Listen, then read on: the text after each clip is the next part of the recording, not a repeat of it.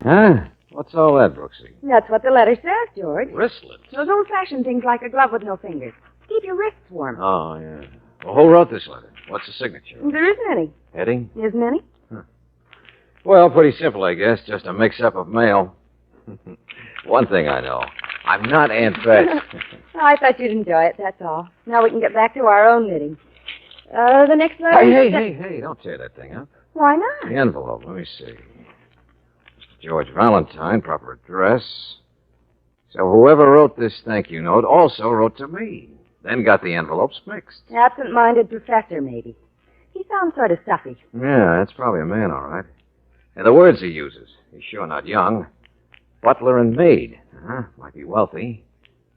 Now, a guy like that wouldn't be writing to me unless it was pretty important, would he, Brooksy? Maybe something dangerous. Maybe frightening. Come on. What? But, George, you don't even know his name. I'm not thinking about him, Angel. I'm thinking of crossed envelopes. Of who must have got the letter that was intended for me. Aunt Beth. That's right. We have to find her. Think how she'll be feeling when she opens her morning's mail. A little old lady who knits wristlets and who lives in a place called Juniper Lane.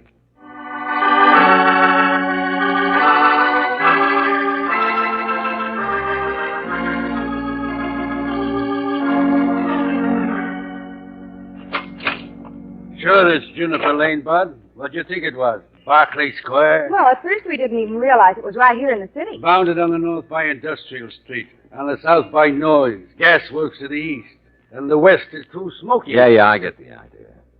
Is Juniper Lane just one block long? It's a dead end. Dead at both ends. Uh-huh.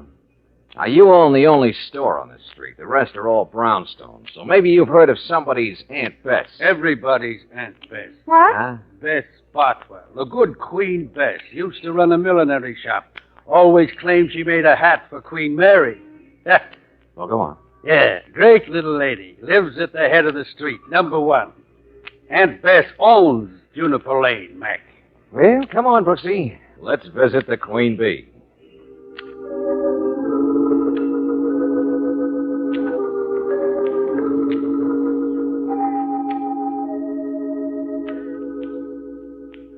Mr. Valentine, Felix McCoy, the cigar man, has been with us for years. He's so kind to the children. Yeah, sure. Kind to his mother, too, I bet. But look, Miss Botwell... I'm sure you have nice points. Everyone does. Miss Botwell, what we really came to see you about... And you too, my dear. You too. In the world outside, it is different, I'm told. That's very tragic, and I weep about it sometimes.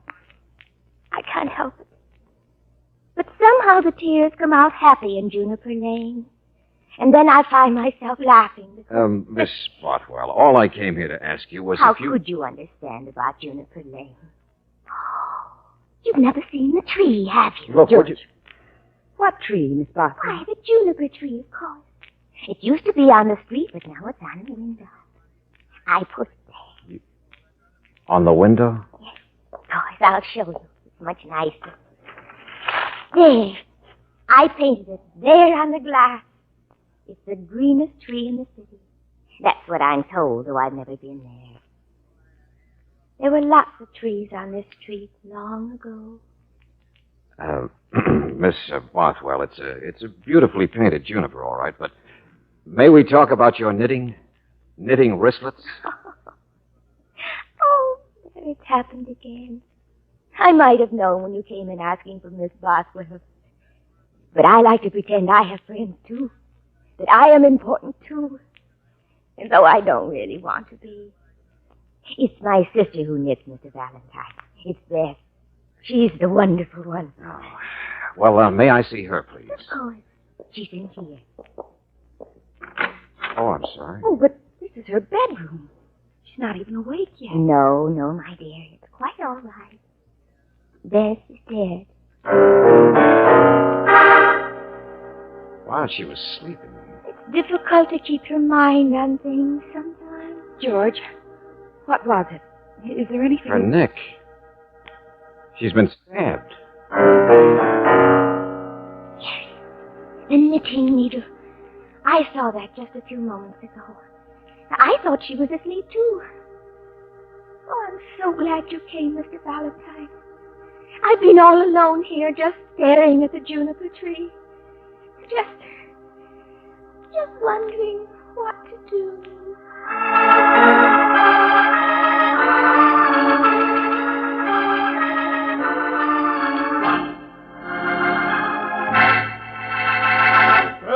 Cruz, what do you mean, Cruz? Oh, take it easy, will you, Lieutenant?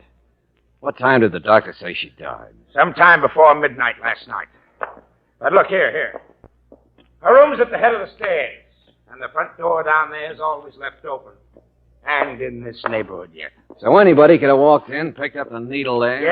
Yes, and the whole street was here last night. The whole street paying homage to good Queen Bess. What do you mean? I mean paying rent. The old biddy sat here collecting rent from everyone who lives in this... Valentine, I never even heard of this street before.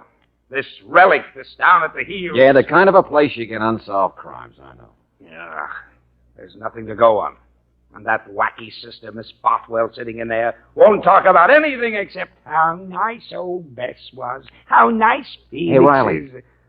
You know what wristlets are? Huh? Well, there's nothing to go on except one thing. Nobody to help us except one person. Yeah? Who? My letter, Riley. Don't forget it. My letter. And it's my hunch we better find the guy who wrote it. In this closed-mouthed bunch of... Oh, look, we've already gone through Bess's mail looking for that letter you should have got. Let's find the guy, Riley. He must have wanted help. He must know something. And all we have to do is look for somebody around here who got wristlets for Christmas.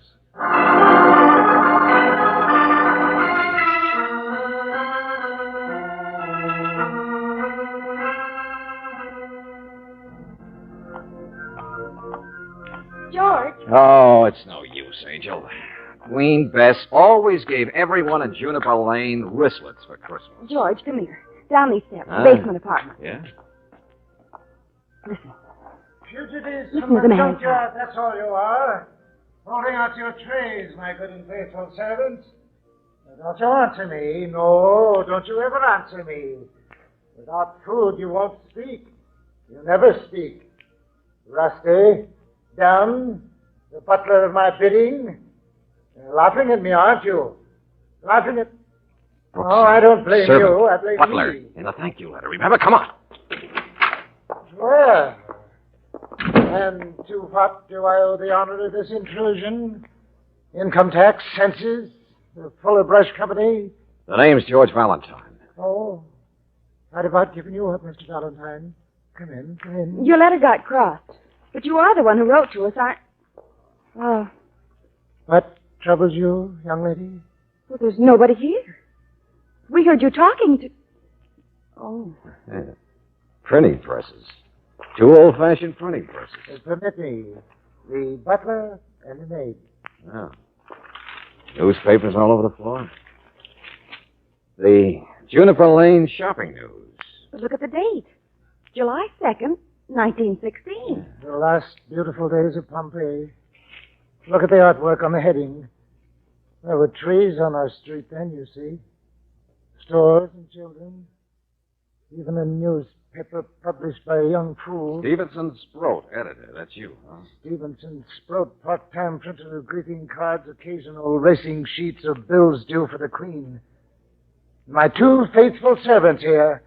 Oh, stop looking at me that way. I talk to them because I'm lonely. You talk to yourself when you're driving a car, don't you? Yeah, okay, Mr. I'm Sproat. sour. I'm old. I've been sick, that's all. Well, why did you write to us in the first place, Mr. Sproat? We didn't get your letter, you know. Oh, so that's it. Mr. Valentine, do you know what it's like to be a conscience? To be alone, to helplessly watch the steady march of rack and roll? Look, don't get carried away. Just tell us Oh, what... yes. The murder. That's all everyone's talking about. The Queen is dead. The Queen was a knave, tyrant, bloodsucker, hypocrite. Out to make as much money out of Juniper Lane as she could. That was what my letter was about. So you can help us. You do know something About the danger of Aunt Bess being killed. Of course I do. There's a copy of what I wrote you here someplace. Of course I can have... Oh, here. Now, you listen. Dear Mr. Valentine, you must hurry to prevent a crime. There is a woman in Juniper Lane who is hated by everyone, who is in constant danger of being murdered. But there is one man whom I know for a fact has been planning her death for years. At all costs, he must be stopped before it is too late. That man is me.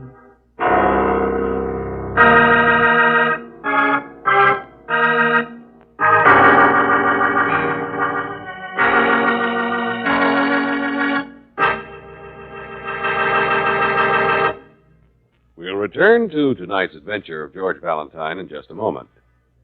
A man doesn't have to lift the hood of his car to keep it running, naturally. He can put some gas in the tank, forget all about the vital parts under the hood, and his car will run all right for a while. But if you want both safety and savings for your own car, it's wise to have your station man look under the hood regularly.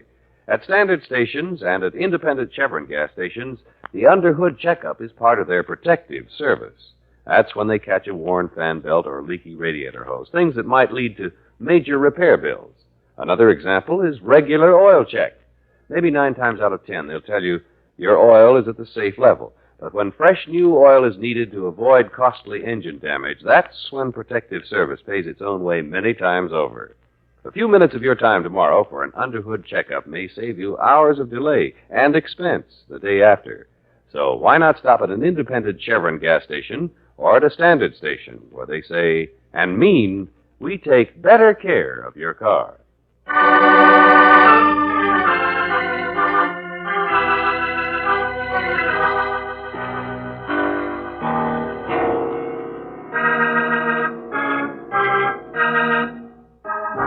And now back to tonight's adventure of George Valentine.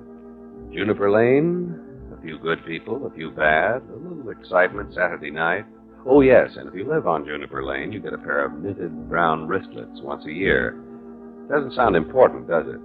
Well, if your name is George Valentine, you're no longer asking questions and looking for wristlets and wondering about this 1-block-long street lost in the middle of the city.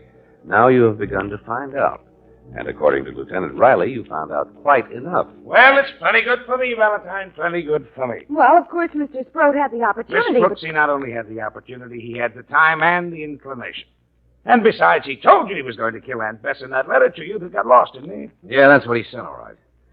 But he's not saying much now, are you, Mr. Sproat? The man is supposed to be cautious of what he says at a time like this, isn't he? But fairly obviously, I'm your man. And I assure you it doesn't make much difference what happens to me. Yes. Now, look, friend, you hated that old dame, didn't you? She cheated me, Lieutenant. Out of the only business I ever loved, my little pretentious neighborhood shopping news. It went broke in 1916. She made it go broke. She couldn't stand anyone else making money but her. Good Queen Bess. Ever hear anyone else call her that but Felix McCoy? I suppose he's made a little money. Yeah, we know all that. Nobody else has. It's a street full of has-beens. The Queen was always there to loan money and to pull the drawstrings or boost the rent or twist somebody's arm. Juniper Lane. Like a bunch of rats biting each other. The only one who's not infected, who can still see the tree, is Miss Bothwell, her sister. But she has to paint the tree on her window. All right, Miss Bothwell ruined you, and you did something about it. Come on. We can fill out a confession down at headquarters. No, I don't believe I'll do that. Hmm? I didn't kill her, you know. You what? You didn't, but you've been saying you've been as good as admitting. Lieutenant, I may have. Huh? It's just that, well, I might as well have, I said. I've been brooding about it for years. And you wanted Valentine to stop you from doing it, you said? Well, of course I wanted him to stop me. Have you ever known what it feels like to commit murder? There, you just admitted. Or to feel like you wanted to? Have I? Oh, brother, may I say... Wait a minute, hold it, Riley. Let me, will you? Now, Mr. Sproat, you're not quite sure what happened last night, are you? Oh, please, I'm very tired, but I'm not really... You're all mixed up, yeah. You've thought about it so long that you're not quite sure whether you did or you didn't do it. I wish you'd take me down and get it over with. To make you feel better for wishing her dead? There's no concrete evidence against you, you know. A man doesn't like to admit to this kind of confusion, but, well, you can't honestly remember last night, can you? No, I've been drinking a bit. But who else, Mr. Valentine? What if I don't think I really did it? When all's said and done, who hated her as much as I? Well, don't just stand there, Valentine. Let's keep looking. Juniper Lane. Oh, my.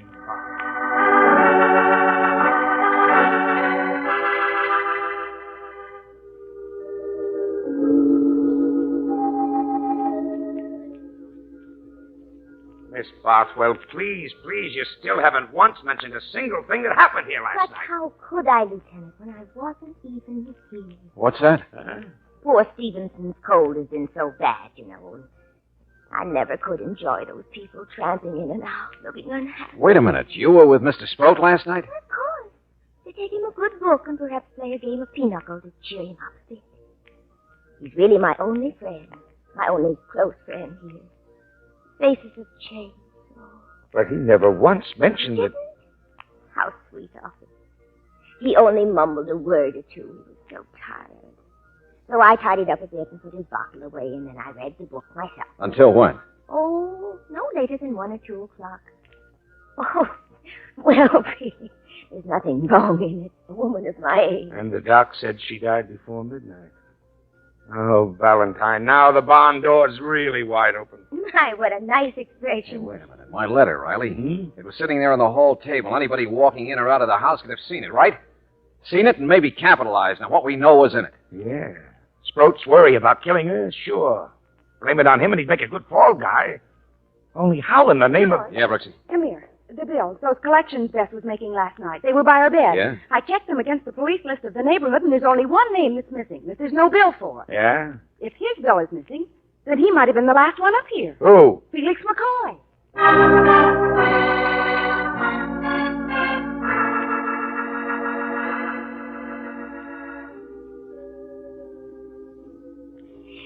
But what did I say wrong, Lieutenant? That Felix McCoy was Bess's husband? So why should she send him a bill? Oh, really? Sometimes it's very confusing. Your sister was actually married to that small-time... It was all so long ago that no one remembers. She never even took his name. I hate scandal, don't you? Oh, Mother McCree. They did admire one another in a business sense. I haven't even remembered their marriage for years. Now you've made me think about Take it easy, Miss Bothwell. and made me think about her being dead now. I hadn't thought about her being dead. Yes. Like all the greenery that used to be along Juniper Lane.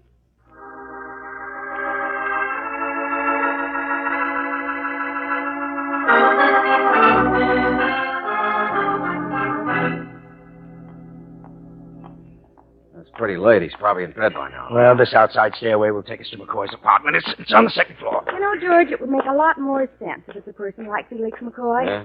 This property Beth owned around here must be worth a good deal. Oh, look. There he is. You can see him through the window. Sleeping like a baby. George, the door just opened over there. It's hard to see. There's somebody standing there, moving toward the bed. Come on. How do you get into this place? The balcony door's locked. George, there's a knife. He's going to stab him. Stand back. Hey, you stop! Hey, it's too late. There's the knife. Riley, slow down. Will you come here? Well, I'll be... Well, look what bounced back at us, Valentine. All right. You don't have to keep your knee in my stomach. Oh, yeah. Thank you. I'm not going anyplace. Not this time you're not, Mr. Sproat. Felix dead? Yeah, Riley. Well, this time I won't be begging for confessions. Come on, get up. Take it easy, Riley. He didn't kill him. Huh? What's that, Mr. Valentine? Felix looks like he's been dead for several hours. Only shot to death.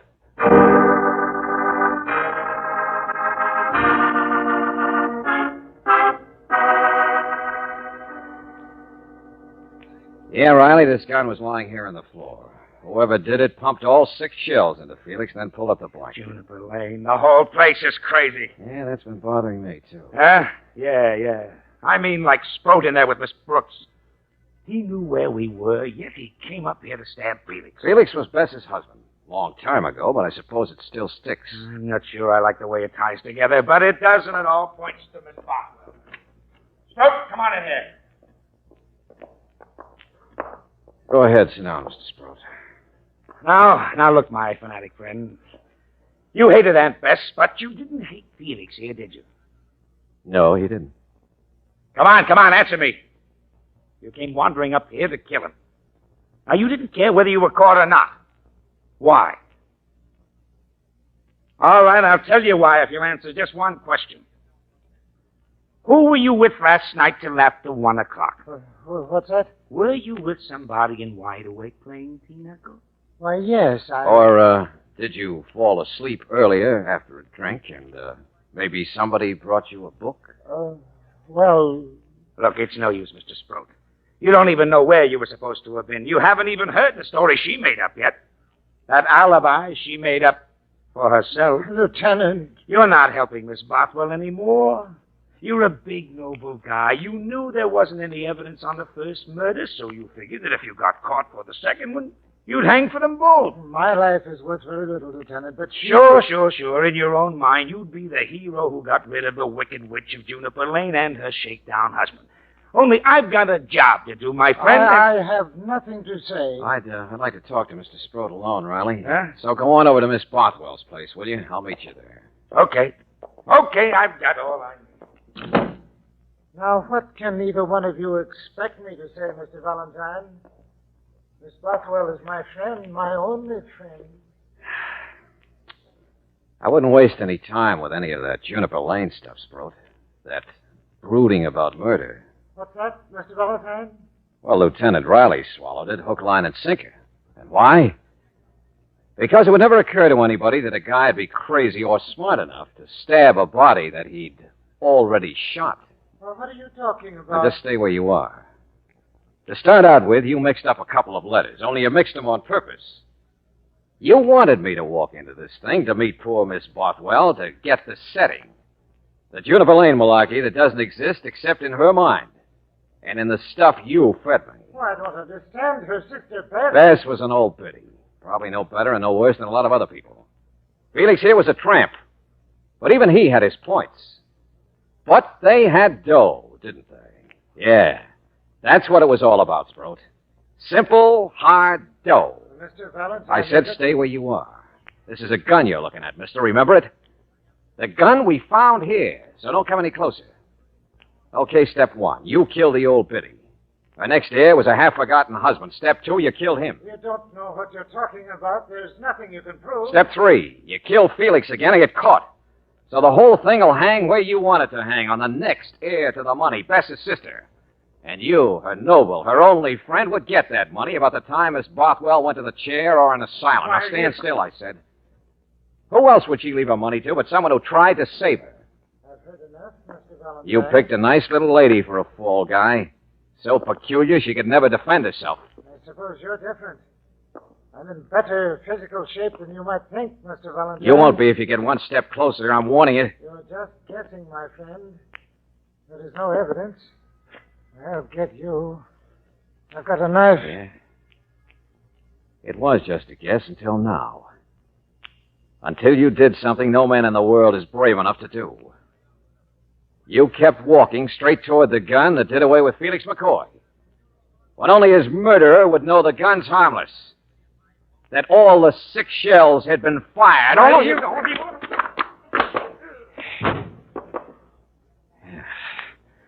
But the other end of the gun worked all right. Didn't it, Mr. Sprout?